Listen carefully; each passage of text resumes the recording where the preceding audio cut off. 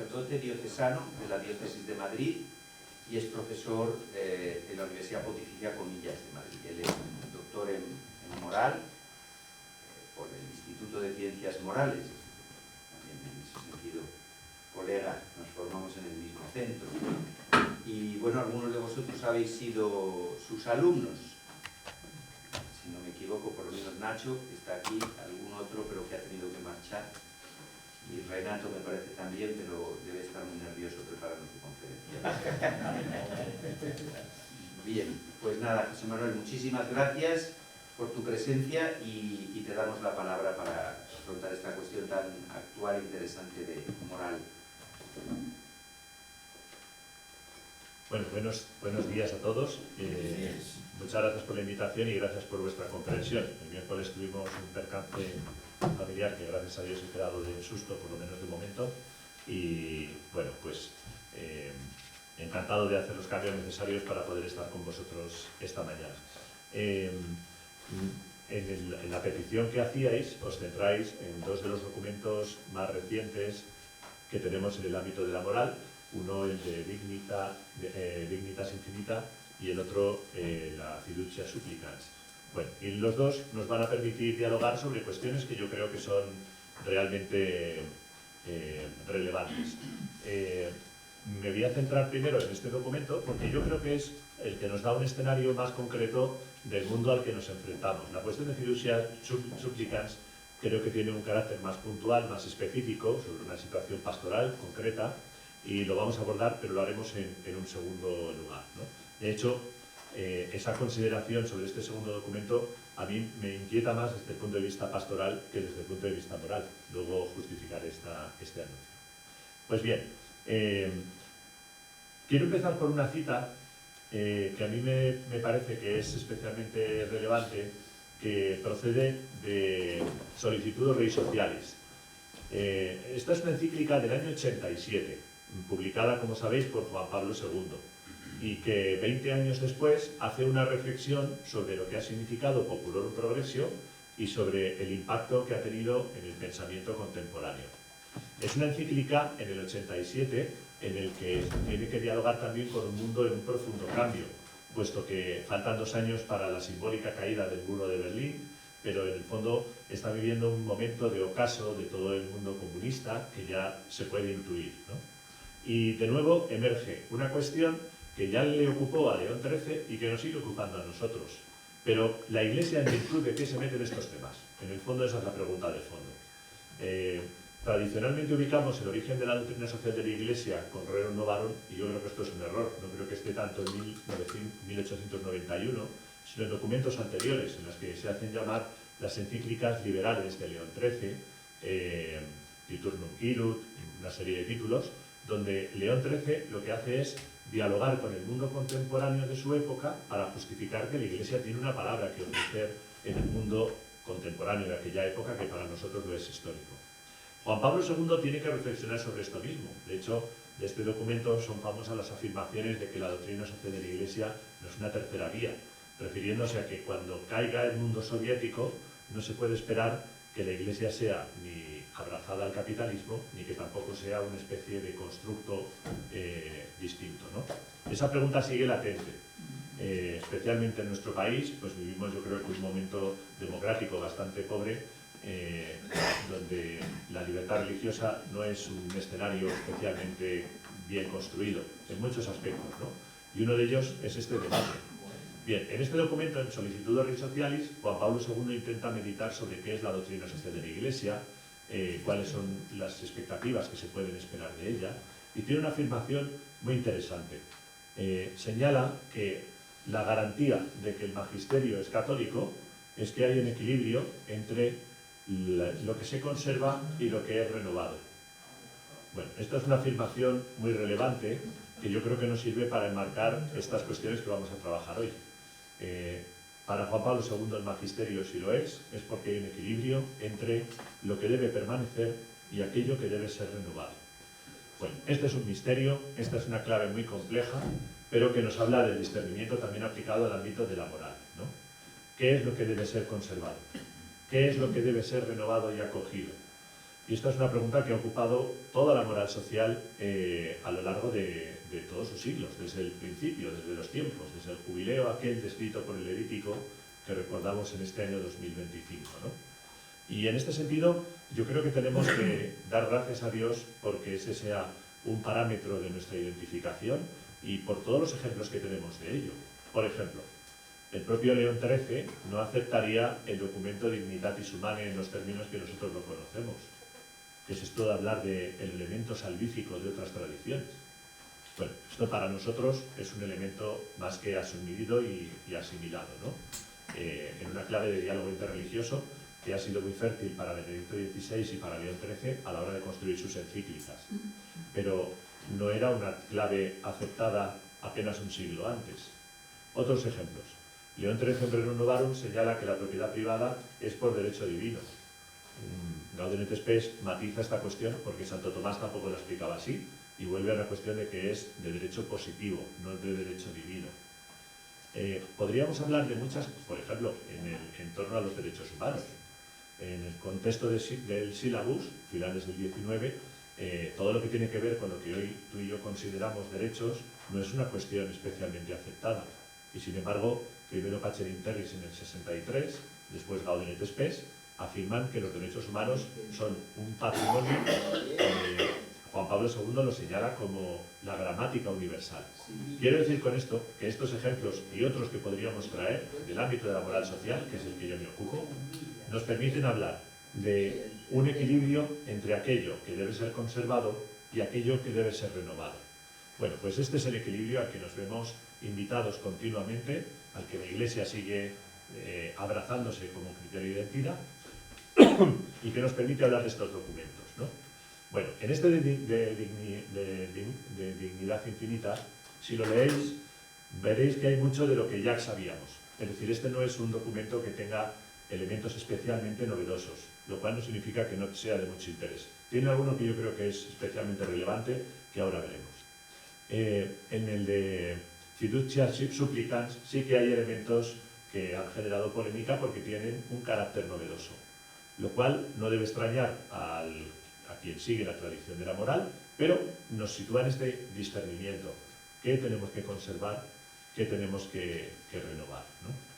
Bueno, vamos a la noción de dignidad, que yo creo que con acierto está este documento, porque, claro, alguien diría, ¿pero por qué necesitamos este documento? Pues yo creo que por una cuestión de carácter polisémico. Mirad, me he ido a la RAE y en la RAE encuentro esta definición de dignidad. Dice que dignidad es, bueno, estas cosas que hace la RAE, ¿no? Dignidad, cualidad de digno. Y dice uno, pues para esto no sé si merecía la pena haber comprado semejante tomo, pero bueno. Excelencia, realce, gravedad y decoro de las personas y la manera de comportarse. Cargo o empleo honorífico y de autoridad. En las catedrales y colegiatas prevena que corresponde a un oficio honorífico y preeminente como el dianato y el arcedianato. Y esto merece su aparición en la RAE. Bueno, persona que posee una dignidad o prebenda. Prebenda del arzobispo u obispo, las rentas de la dignidad.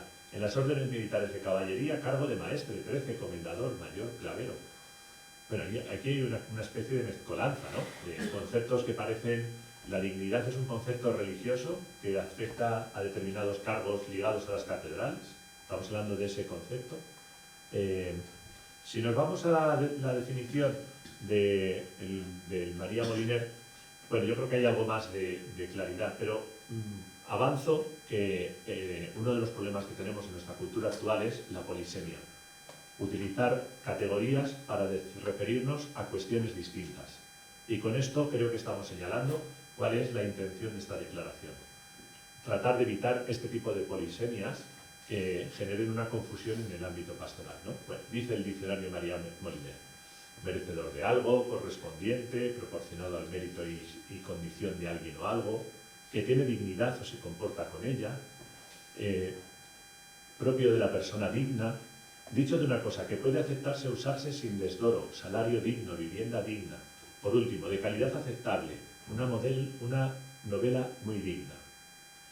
Bueno, a mí me resulta más luminosa esta segunda versión que la primera, pero sigue siendo polisémica. ¿A qué nos referimos cuando hablamos de dignidad? Bien, yo creo que el término que en modo transversal recorren todas estas definiciones es el concepto de valor.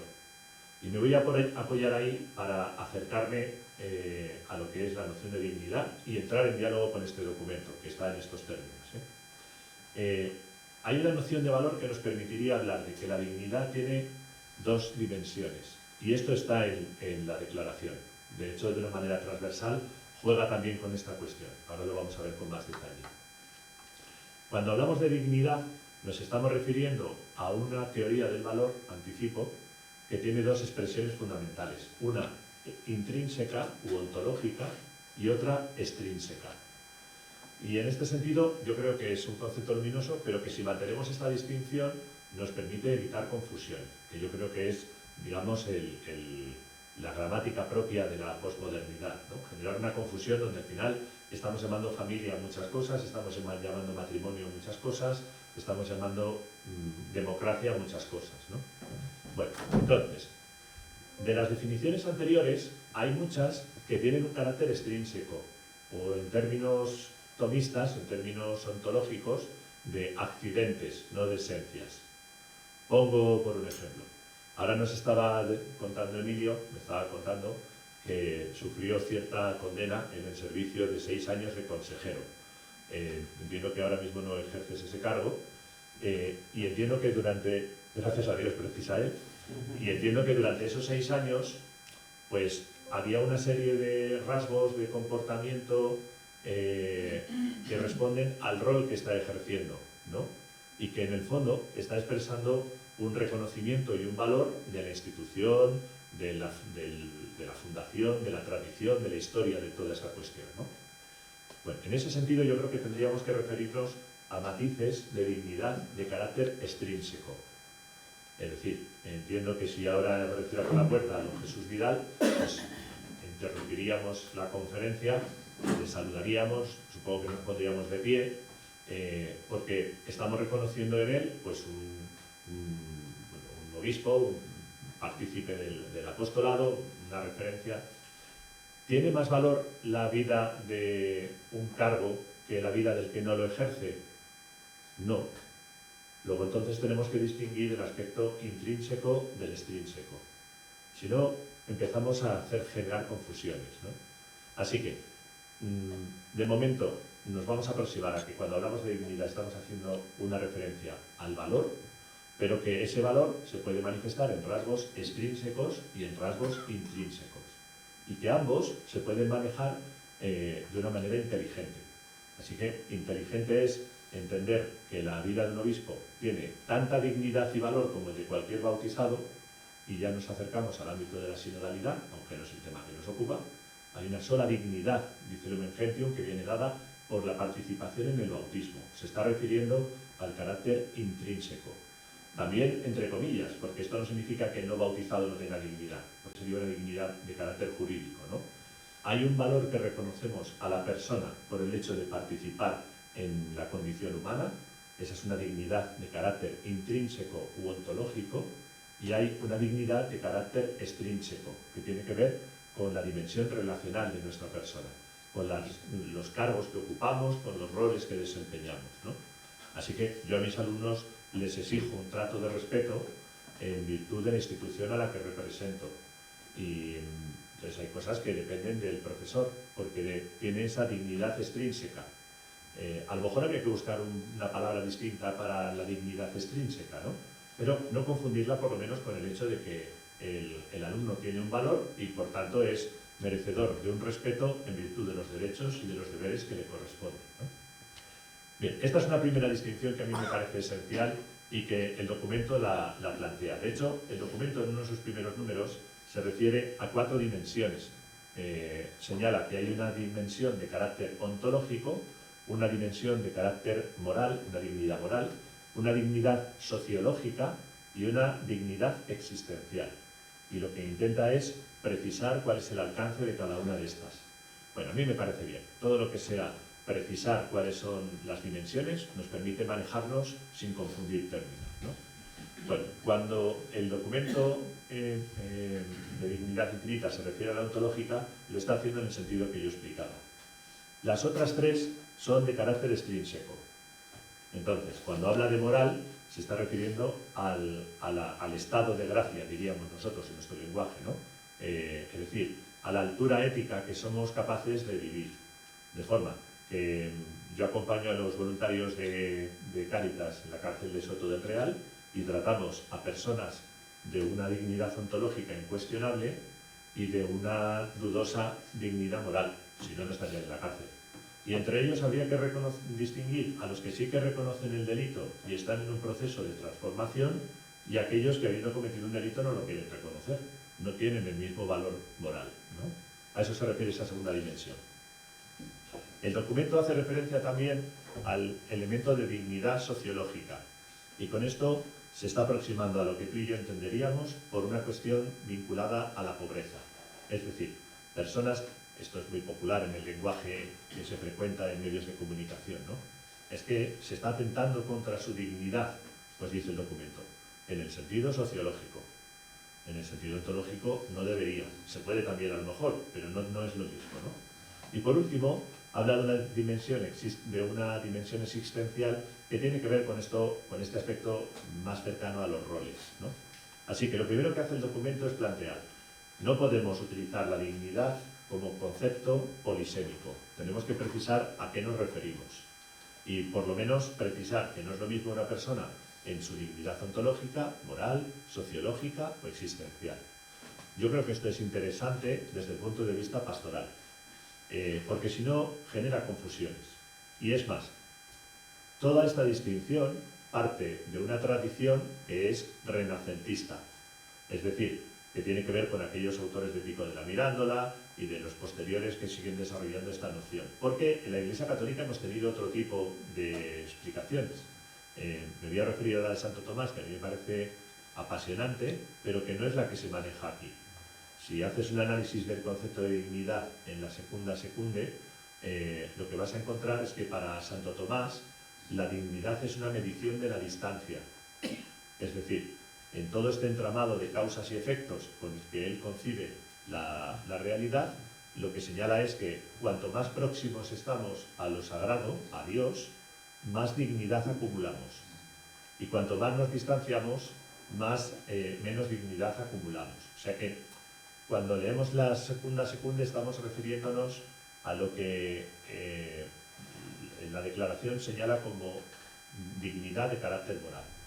Por ejemplo, cuando los pájaros, los animales, cuando cumplen su función dentro de la naturaleza y dentro de la creación deseada por Dios, estarían muy próximos a su ser y por tanto están muy cerca de Dios.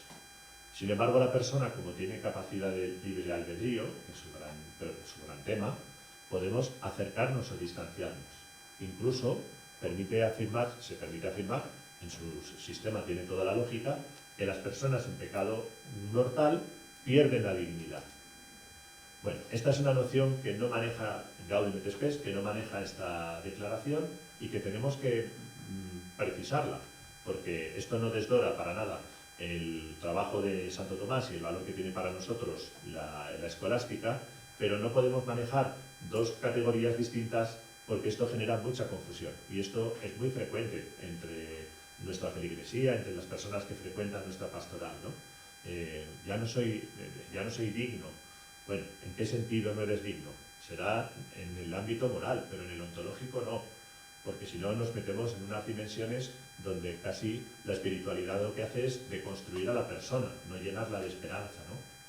De hecho, estas distinciones son las que yo creo que justifican el gran tema que yo creo que nos va a dejar de fondo el pontificado del Papa Francisco, que es la noción de misericordia, con tantas expresiones, especialmente aquella sección donde en Evangelii Gaudium el Papa Francisco se refiere tanto al tema del sacerdocio y de la confesión, todo aquello de que no lo convirtamos en salas de tortura y este tipo de cuestiones, que yo creo que son referencias importantes que necesitamos escuchar, ¿no?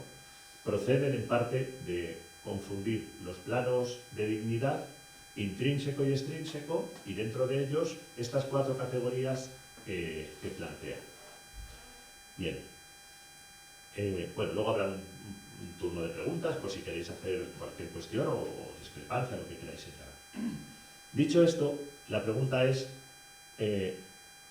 estamos hablando de una palabra que, y esto nos pone también en diálogo con el mundo actual. Os anticipo una anécdota. En el último curso prematrimonial que nosotros hemos ofrecido en la parroquia, uno de los catequistas pues vino como muy inquieto, ¿no? Pero es reflejo de nuestra cultura. 3 parejas que se refieren a su mascota como hijo. Entonces, en la presentación se presentan mutuamente, pues somos fulano, tal, no sé qué, tenemos un perro que es nuestro hijo, y os presentamos a nuestro hijo, algo así. Y de hecho, en la evaluación final del curso nos sugieren que pongamos un canguro para mascotas con objeto de facilitar la participación en el curso prematrimonial, ¿eh? Bueno, pues esto seguramente nos genera estupor, nos genera sorpresa. Yo esto lo disfruto mucho especialmente con los alumnos africanos, porque ellos vienen de otra tradición y de otra cultura. Ellos no conciben este mundo de las mascotas y además lo describen de una forma muy bonita. Recuerdo a un jesuita camerunés que, bueno, así en confianza, se partía de risa, diciendo, pero es que mi párroco tiene un perro y duerme dentro de la casa. Entonces, de todo lo que había visto en Madrid y en España, lo que resultaba más inaceptable era la mascota dentro de la casa, ¿no? Bueno, pues habla de nuestro mundo, habla de las preocupaciones que tenemos, de las inquietudes, y esto tiene muchas repercusiones, ¿eh?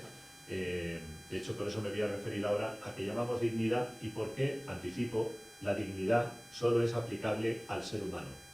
Esto no es solo teología, sino que esto es jurisprudencia. Las constituciones de los países occidentales, la Declaración de los Derechos del Hombre, se refiere al ser humano, no a otro tipo de seres. Y esto es una confusión que también se está generando, pero que tiene una fácil solución, creo yo. Bien, pues vamos a intentar acercarnos a qué nos referimos cuando hablamos de la dignidad que aplicamos al ser humano. Esta es otra de las preocupaciones de la declaración, ¿no? Precisar esta cuestión y no confundir estos términos, ¿no? Bueno, vamos aquí.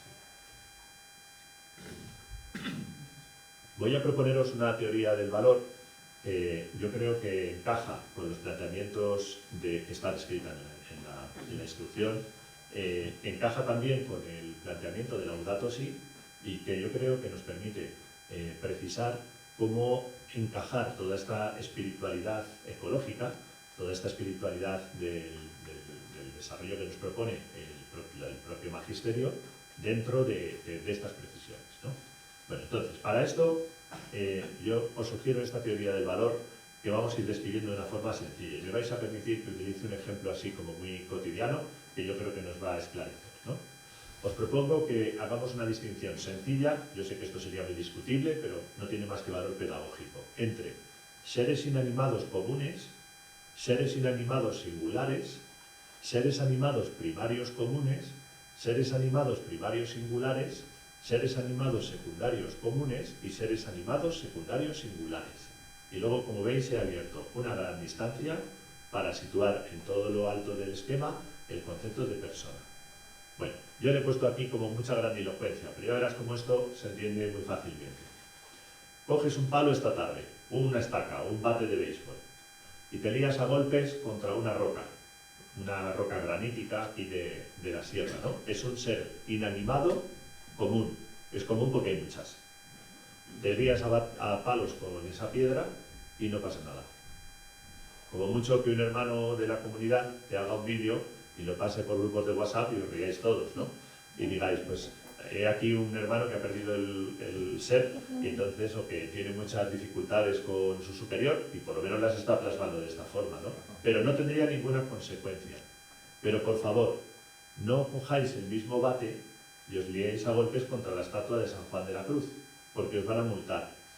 Y entonces tú podrías apelar, oiga, si este es un ser inanimado, ya, pero es que no es común, porque tenemos muchas rocas, pero tenemos pocas estatuas.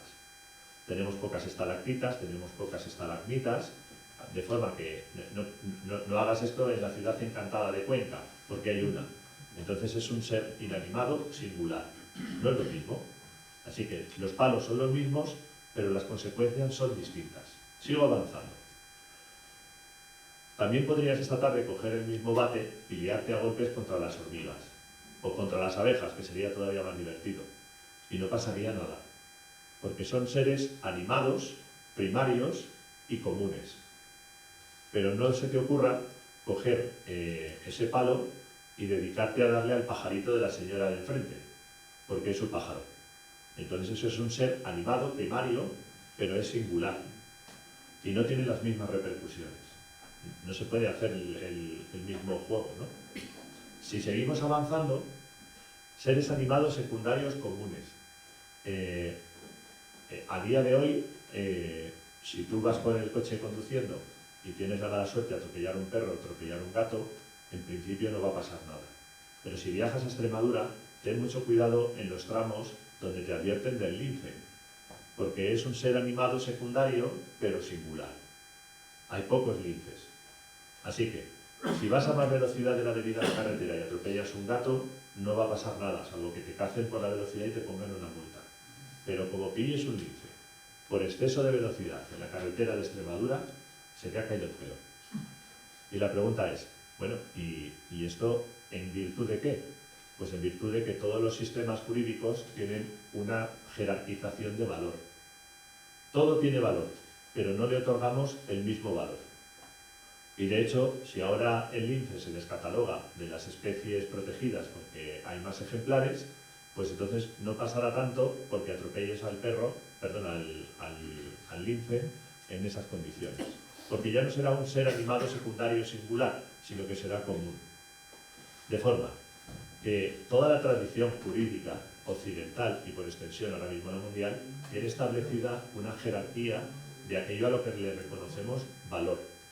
Todos estos estratos inferiores son objeto del valor. Y después he planteado una gran distancia para hablar de persona. Entonces, la cuestión de esto es entender que cuando hablamos de persona, le estamos otorgando un valor muy radicalmente distinto al que concedemos al resto de los seres creados, sin quitarles a estos valor. Es decir, hablar de dignidad en la persona no es restar valor a lo creado. Esto es Laudato Si. De hecho, lo que plantea Laudato Si es que reconozcamos el valor hasta de las rocas, ¿no? Yo cuando voy de campamentos, pues no dejo en principio que rompan rocas. ¿Por qué tienes que tirar rocas y romperlas? Déjalas donde están. No es necesario hacer esto. Y dirás tú, ¿qué más da si es una roca? Sí, pero no sé por qué tenemos que no respetar el valor que tiene esta roca, que la erosión la ha situado en este punto y que a ti te llama la atención y que quieres hacer un uso estúpido de esa roca. Déjala en paz. Por supuesto, con otro tipo de animales, ¿no? Que te ha hecho la rana o que te ha hecho el lagarto. Déjalos en paz, ¿no? Bueno, esto a mí me da mucho juego porque es verdad que todo esto puede llevar a exageraciones. Entonces, pues ahora todos dialogamos con una cultura donde hay una conciencia que a veces cambia los estratos de esto, ¿no? Especialmente pues, con determinadas posiciones de ecologías con los animales. Esto en el ámbito de los jóvenes es muy relevante, ¿no? De forma que yo en los campamentos, desde luego, si hay uno que protege tanto a los animales, pero que luego mata abejas, le digo, oye, deja la abeja en paz, ¿no? Y es que me pica, claro, pero es un ser que tiene tanto valor como el ser animado secundario común, que es el que tú planteas, ¿no? Yo creo que en el fondo la instrucción lo que nos está intentando alertar es que no se puede confundir los planos de esta jerarquía del valor y que no tienen sentido experiencias que son parte de nuestra pastoral actual, ¿no? Tiene sentido el descenso tan drástico de la demografía y sin embargo el ascenso tan alto del número de mascotas que tenemos. Está justificado el gasto en mascotas, hasta a veces bueno, entre los cantos hay peluquerías de perros. Está justificado eso con la conciencia de solidaridad a la que nos llaman Populorum Progressio, Solicitudo Rei Socialis, Caritas in Veritate, de fraternidad con nuestros hermanos que viven. Se puede caer en ese tipo de escenarios. ¿Cómo equilibrar este tipo de cuestiones, ¿no? Acabamos de celebrar San Antón y esta era una tradición que bendecía las reses del campo porque en el fondo eran las mediaciones a través de las cuales Dios nos traía la riqueza a través de lo creado, ¿no? Ahora se ha desplazado, por lo menos en las ciudades, a bendición de mascotas. Bueno, yo entiendo que esto tiene un valor. ¿Dónde está el punto en el que podemos perder la noción de qué es valioso y qué no es valioso? De cuál es el valor que tiene la persona por encima de otros seres creados. De que, hablo ahora en términos del Papa Francisco, cómo evitar caer en el antropocentrismo desviado, que él denuncia tanto en Evangelii Gaudium como en Laudato Si, como causa precisamente una especie de efecto boomerang como la causa que genera el daño ecológico. ¿Cómo no perder esa referencia de antropocentrismo real, ¿no? De forma que el esquema lo que está planteando es que dentro de un reconocimiento del valor de todo lo creado, esto es Laudato Si, tenemos que plantear que hay una densificación de ese valor en la persona. Y la densificación es tan intensa que ya es mejor no utilizar el término valor, sino utilizar otra palabra. Entonces, reservamos dignidad para la persona y podemos hablar del valor que tienen las instituciones, del valor que tienen los seres creados, del valor que tienen los animales, sin hacer esa confusión de términos, ¿no? Bueno, dicho esto, habría que aclarar por qué razón a las personas les otorgamos una densidad de valor tal que requiere una palabra distinta a la que tienen los animales. ¿Tan valiosos somos respecto al resto de los animales? ¿Esto es cierto? Bueno, y esta es una discusión que ha recorrido toda la historia de la humanidad, yo voy a hacer simplemente una excursión por algunos puntos que podríamos señalar, pero en el fondo cada autor filosófico, cada tiempo cultural tiene una descripción de qué significa, en qué consiste el valor de la persona. Bueno, es clásica la noción de Boecio. Por cierto, la instrucción la utiliza, y Boecio señala que la distinción, lo que genera este salto entre los seres creados y nosotros, es nuestra capacidad racional. Hay especies de simios que sí que tienen capacidad para hacer, algunos, operaciones matemáticas muy simples, con un ábaco. De forma que tampoco hay que plantearlo en términos de exclusividad. Diríamos, nosotros tenemos una capacidad racional más densificada que el resto de los seres creados. Y esta sería una explicación. Nos ha servido durante mucho tiempo y tiene muchas repercusiones, yo todavía soy del sistema de evaluación infantil y de primaria, donde nos medían por los conceptos que memorizábamos, por las operaciones matemáticas que éramos capaces de hacer. No nos medían en competencias, no medían esfuerzo, medían que había una prueba objetiva donde tú racionalmente tenías que responder unas preguntas. Si lo habías estudiado la noche antes o si te habías esforzado 3 meses, no estaba medido. Este tipo de mediciones yo ya las recibí en ámbitos más superiores de educación, ¿no? Cuando ya se empezaba a medir aptitudes y actitudes. Entonces, bueno, es otra forma de evaluación. Bueno, una segunda posible distinción o definición de por qué las personas tenemos más valor que los animales es de origen marxista. Y esta tiene mucho recorrido en la tradición de la moral social, especialmente sirve de argumento para Juan Pablo II a la hora de la redacción de L'Amor en Exercens. Entonces, todo lo que tiene que ver con lo que llamamos pastoral del trabajo, teología del trabajo, bebe de esta noción. Porque en el fondo lo que plantea el marxismo es que lo que nos hace distintos no es la capacidad de razonar, sino utilizar la razón para transformar la materia. Es decir, utilizar la mente para buscar soluciones prácticas a los problemas que tenemos. En otros términos, un mono ve un árbol y lo único que ve es el lugar donde echarse la siesta. Nosotros vemos un árbol y vemos la posibilidad de transformarlo en una caseta o de transformarlo en una mesa. Entonces transformamos nuestra capacidad racional, nos hace ver cuál es aquello a lo que podemos transformar, ¿no? Algunos de vosotros estáis pensando, sobre todo si estáis en el ámbito escolar, pues mis alumnos tampoco sabrían ver entre el árbol más que un lugar donde echarse la siesta. Y esa es una preocupación pastoral que tiene que ver también con el mundo digital, con el mundo de los móviles y con la forma que estamos configurando nuestra cultura, ¿no? Bueno, echando la vista atrás, desde Marx, para Kant, lo que distingue a las personas del resto de los animales no es tanto la facultad de trabajo, de transformación de la materia, sino más bien la capacidad que tenemos racionalmente de buscar soluciones éticas. La ética sería la expresión privilegiada de lo que nos hace dignos. Es decir, en la ética encontramos una expresión de nuestro valor, de nuestra dignidad. Recientemente, conversando con un profesor, está leyendo ahora un estudio muy interesante, que plantea que parte de lo que nos hizo despegarnos de andar a 4 patas y empezar a erguirnos era el hecho de coger a las crías, a los hijos, de la mano para huir de los depredadores. De forma que hay como una configuración que es original de la ética. Es decir, yo me tengo que hacer cargo de estas personas, no huyo, sino que me hago cargo, y para eso no puedo correr a cuatro patas, tengo que hacerlo a dos. De forma que sería uno de los condicionantes de que nosotros tengamos una configuración hasta somática distinta a la de los animales. Más contemporáneo, Habermas, un autor que seguro que conocéis, famoso por sus diálogos con Benedicto XVI, él plantea que la dignidad de la persona está en su capacidad de lograr acuerdos.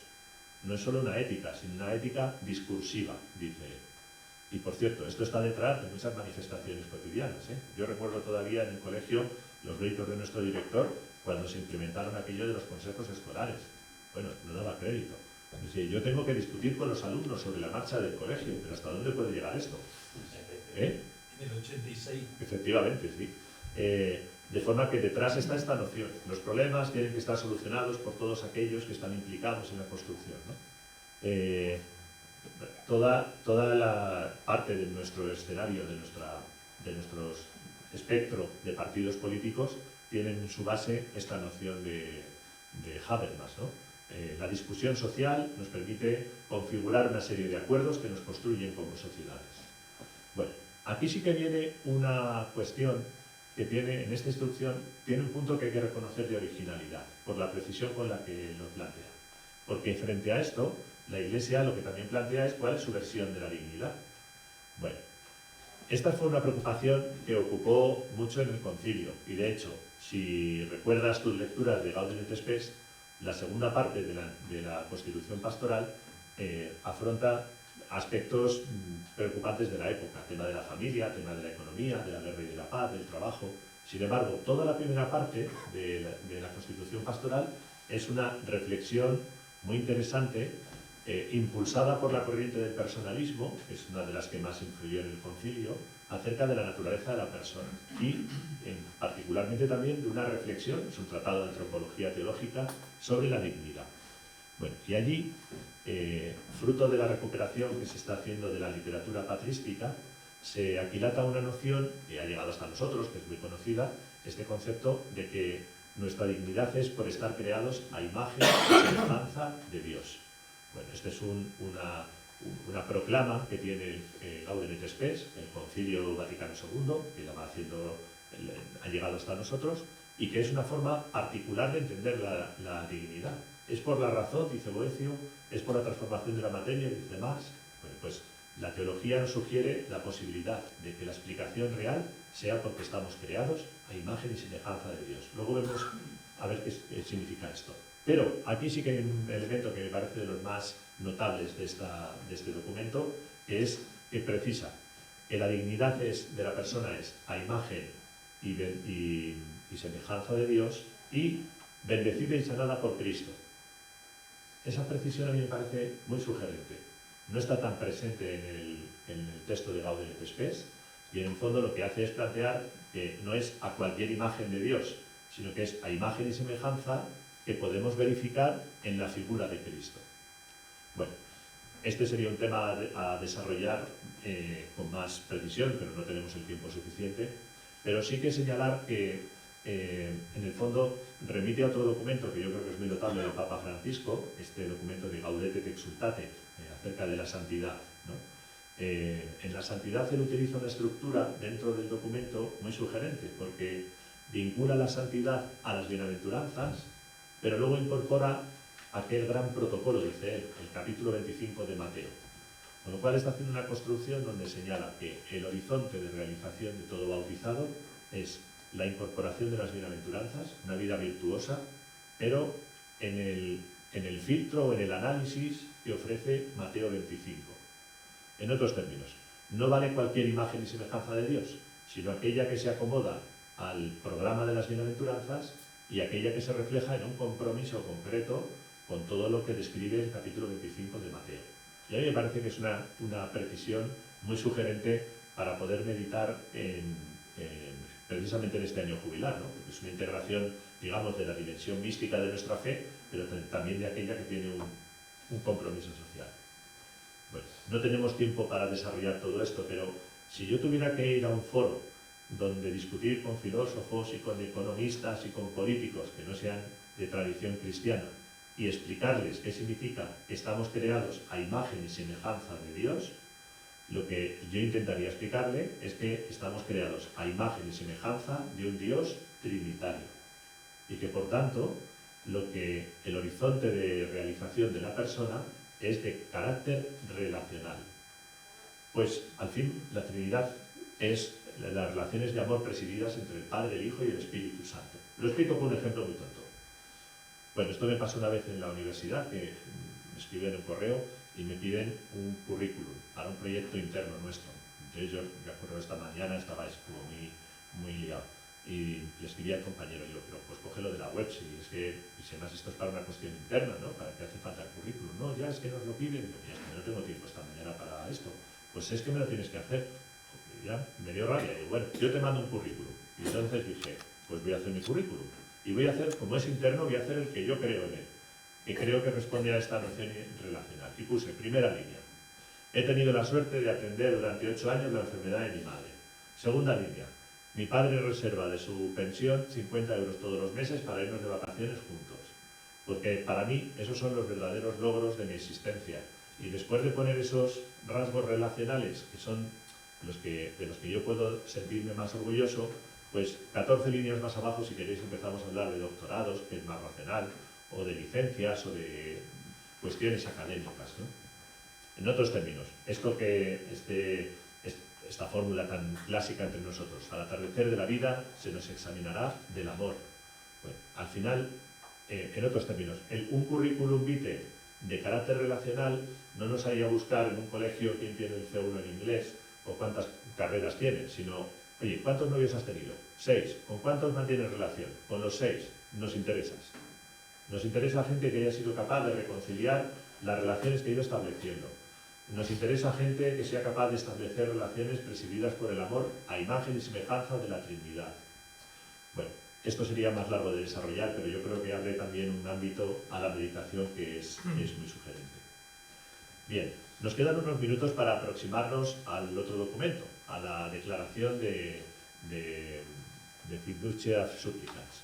Yo creo que ya hemos avanzado mucho, porque en el fondo lo que he hecho en esta primera parte es tratar de aproximarnos a cuál es la noción de dignidad y de valor de la persona y la distinción entre el carácter ontológico, entre el carácter moral, entre el sociológico y entre el existencial. Y esto no se puede perder. De forma que no estamos en los escenarios escolásticos de que la cercanía o distancia a Dios por nuestros hechos morales nos resten o nos priven dignidad. Bueno, yo tengo que señalar que respecto a esta declaración de Fiducia, la verdad es que mi lectura de conjunto es de estupor, pero de estupor indirecto, si habéis tenido ocasión de leer el documento, y yo creo que merece mucho la pena, vais a encontrar una reflexión muy sugerente sobre lo que significa la bendición, que yo creo que es una cosa muy relevante, ¿no? Seguro que eso ha pasado muchas veces, pero termina la Eucaristía y viene alguien, Padre, bendígame. Pues si te acabo de bendecir, si hemos bendecido a toda la comunidad, si además lo hemos hecho juntos, nos hemos bendecido unos a otros, ¿no? Padre, bendígame esta casa. Bueno, pues vamos a bendecir la casa. ¿Por qué? Es que mi hija se ha puesto mala muchas veces este mes. Bueno, vamos a hacer una cosa, si te parece. Vamos a ir a servicios sociales, vamos a ver la situación higiénica de esa casa y luego ya bendecimos lo que tú quieras, pero no confundamos una bendición con un ritual mágico, ¿no? ¿Qué significa la bendición? No sé vuestra experiencia, pero la mía es que es verdaderamente un espacio de confusión. Y yo en ese sentido creo que esta declaración es interesante. Conceptualmente hablando, lo que plantea la declaración son dos términos que recorren toda la declaración, muy importantes. Uno es bendición y el otro es pastoral. Yo creo que sin esas dos palabras no se entiende las pretensiones de este documento. Respecto a la bendición, lo que sí que aporta como novedad Fiducia Supplicans es había una distinción clásica entre bendiciones sacramentales y bendiciones litúrgicas, muy sencillamente. Cuando damos la unción a una persona que está viviendo enfermedad, estamos haciendo una bendición sacramental, estamos en el contexto de un sacramento, ¿no? Cuando bendecimos animalitos y el sacerdote se reviste y hemos quedado todos a las 5 y tocan las dulzainas y nos tomamos un bollo, pues eso no es sacramental, pero sí que tiene un acto litúrgico, en cierto modo, pues esas son bendiciones litúrgicas, ¿no? Bien, la novedad que plantea Fiducia Supplicans es referirse a la posibilidad de bendiciones de carácter pastoral. De forma que plantea, hay bendiciones sacramentales, bendiciones litúrgicas, bendiciones pastorales. ¿Y qué significa una bendición pastoral? Bueno, es verdad que yo creo que en este punto la declaración yo creo que intenta jugar entre lo prudente y lo provocador. Y esto genera puntos de ambigüedad que deberían ser resueltos y que seguramente tengamos que resolver en la lectura y en la aplicación posterior. Pues en una lógica cotidiana de cualquiera que estéis trabajando en ámbitos pastorales, si bien sea una parroquia o bien sea un colegio, o estéis vosotros colaborando, pues cuando viene una persona y te dice, oye, no digo al final de la Eucaristía, porque eso también podría serlo, ¿eh? Lo que pasa es que cuando vienes al final de la Eucaristía te pillan revestido.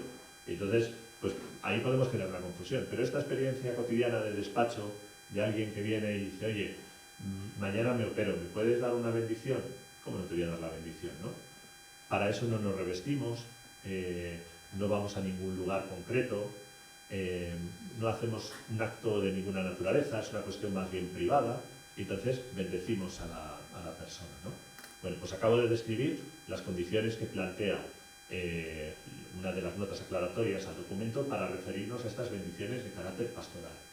Así que hay bendiciones sacramentales, litúrgicas y de carácter pastoral. Esta es una cuestión que está ahora envuelta en polémica, porque ya sabéis que este documento pues, ha tenido una recepción muy compleja, pero que yo creo que pone palabra a una vivencia cotidiana, ¿no?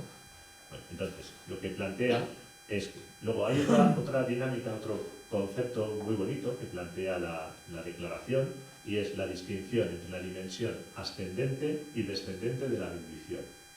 Que, ya digo, con independencia de luego la aplicación a casos más complejos, yo creo que es muy sugerente, ¿no? Distingue la dimensión ascendente y se refiere a ella para hablar del deseo de bendecir a Dios, de alabar, de dirigirse desde el corazón al Padre que nos habita y con el que queremos comunicarnos en la oración, ¿no? Entonces, cuando bendecimos la mesa, ¿qué estamos haciendo? Los alimentos están impuros o habitados por un espíritu y queremos purificarlos, o queremos, Señor, te damos gracias porque hemos vuelto. Esa dimensión sería más ascendente. Te bendecimos, Señor, no sé, bendito sea Dios por esto que estamos contemplando, por esta belleza que estamos viviendo. Esa sería una dimensión más ascendente. Hay otra dimensión, señala el documento, descendente, que es la invocación que hacemos a Dios del don de la gracia. Bueno, y en este punto pues nos acercaríamos más a esta otra experiencia cotidiana. Una persona que se acerca para pedir una bendición, para que le fortalezca. Bueno, aquí habría que precisar mucho. Cuando una persona, siguiendo con ese ejemplo, viene para pedir una bendición porque va a recibir una operación o una intervención médica, ¿qué estamos diciendo como bendición? Esto en el contexto de la pandemia fue una cuestión compleja, ¿no? Se puso de moda en algunos círculos pastorales esto de sacar la custodia. ¿Para qué sacamos la custodia? Si va a servir para alentar la paciencia, el esfuerzo de los creyentes, saquémosla, pero que nadie interprete que con la custodia somos capaces de invertir la curvatura de los contagios. De hecho, no se produjo. De forma que las cosas, cuando tienen un sentido profundo, pueden ayudarnos, y cuando no lo tienen así, nos confunden. Termino, ya que se quedan un poquito de minutos. Vamos a la parte más polémica. Entonces, dice el documento. En el año 2019 hay una declaración de la Sagrada Congregación de la Fe, en este caso estaba presidida por la Daria, y en ella se señala que se pueden bendecir a las personas que están viviendo en una situación irregular, en parejas irregulares. Se está refiriendo pues, a personas que viven juntos sin un vínculo matrimonial católico, se debe estar refiriendo a personas divorciadas y que viven con parejas, y se está refiriendo a la unión homosexual, se entiende, ¿no? Entonces, el documento explicitaba que se podía dar la bendición a las personas, pero no a la pareja, porque en cierto modo la pregunta es si se está bendiciendo la unión o no la unión. Bueno, Lo que sí que plantea como novedad esta declaración es el hecho de que se puede bendecir a la pareja, pero explicitando que no se bendice la unión. Y por eso, para la declaración es muy importante señalar que se trata de bendiciones pastorales, es decir, que no tienen un contexto sacramental, que nadie las confunda con el ámbito sacramental, y que ni siquiera tengan los elementos que podríamos hablar de liturgia. Es decir, que no hayan elementos externos como pueda ser revestirse, poner una hora, cuídese el lugar, que se entienda que son bendiciones de carácter más espontáneo sobre la pareja, sin que eso suponga una ratificación del vínculo que sostenga, ¿no? Bueno, y aquí viene la dificultad. Seguimos en un debate que se inició en torno a Amoris Laetitia entre estas dos corrientes, yo creo que son más, pero bueno, dos posiciones. ¿Qué prima más? La parte misericordiosa, el objetivismo moral. Bien, seguramente tienen que dialogar continuamente, porque si no hay un punto donde la misericordia deja de serlo y hay un punto donde el objetivismo deja de serlo para pasar a ser rigorismo. ¿Dónde está ese equilibrio? Por eso os insistía en que yo creo que este documento es de carácter pastoral. En el fondo lo que está planteando es la necesidad de un discernimiento de en qué circunstancias esas bendiciones de carácter pastoral lo son. Y las bendiciones de carácter pastoral pueden tener muchas naturalezas. Le pueden servir a un interno en la cárcel con objeto de empezar un proceso de conversión.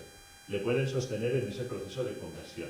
O le pueden ayudar a terminar un proceso de conversión. ¿Cuál es el significado de esa bendición? Pues ese punto concreto seguramente es un ejercicio pastoral que requiere de ese espacio, ¿no? ¿Eso significa estar ratificando las condiciones internas? Yo creo que no. Y termino. Para mí, detrás de esto sigue habiendo una pregunta que la moral tenemos que plantearnos muy a fondo, y vuelvo a la cita de Juan Pablo II sobre lo que hay que mantener y lo que hay que renovar, ¿no? De fondo yo creo que la cuestión a debatir, y que es por lo que ha habido una reacción tan virulenta incluso ante esta declaración, es cuál es el significado del acto sexual humano. Esta es la cuestión de fondo. Previo al concilio se consideraba como que el acto sexual humano tenía un carácter procreativo, y Gaudium et Spes genera una novedad que no tenía tan presente, y es que tiene un carácter procreativo y unitivo. Y con esto estaba planteando que no todas las relaciones sexuales estaban abiertas a la transmisión de vida, sino al establecimiento de un vínculo de amor. De fondo, porque de hecho en toda esta polémica hay un aspecto que no está contemplado. Con el catecismo en la mano, las personas se les invita a la castidad. Es decir, ¿qué pasa en el caso extremo? Yo sé que es muy difícil que este caso se dé más allá de la especulación teórica, ¿no? De una pareja homosexual o de una pareja que vive en una situación de irregularidad, pero que se mantienen en la estricta castidad. Estrictamente hablando, no están pecando. Es decir, el vínculo de amor homosexual como tal no está contemplado como pecado. Lo que está es la práctica del acto sexual. O la ratificación en forma de un vínculo civil. ¿Qué pasa con aquellas personas que incluso pudieran vivir juntos, pero que se mantienen en una castidad? Y yo creo que de fondo tenemos que plantear esta cuestión, porque afecta no solo a este aspecto, ¿no?, sino a otros de vida en pareja. Y ahora sí que ya termino. Tengo que reconoceros que de todo este proceso que hemos vivido en el último año, para mí el gran estupor consiste en lo siguiente. Yo estoy en una parroquia que se llama Santa María y atendemos nominalmente a unas 25.000 personas. El número de parejas que han venido a pedirnos la bendición, sumada nuestra parroquia, las otras dos de Tres Cantos, y hacemos 60.000. Todo el arciprestazgo de la zona norte, y vamos ya por 120.000. Y toda la vicaría octava, hasta donde yo conozco, y vamos por encima de los 300.000, suman 0. Y yo supongo que todos los que estamos aquí seguramente contribuiríamos a la misma cifra. De forma que hemos montado un debate que alcanza casi lo ideológico, con repercusiones que están fuera totalmente del diálogo y del debate, ¿no? Incluso lleva a posiciones sedvacantistas, papistas y demás, para una cuestión en la que no sé vuestra experiencia, pero la mía es que nadie ha reclamado esta bendición. Y a mí es lo que me genera más estupor, que la teología no sea capaz de responder a las situaciones de las personas, sino que en una especulación de cosas que no existen, encima nos pueda generar el riesgo de la comunión. Muchas gracias.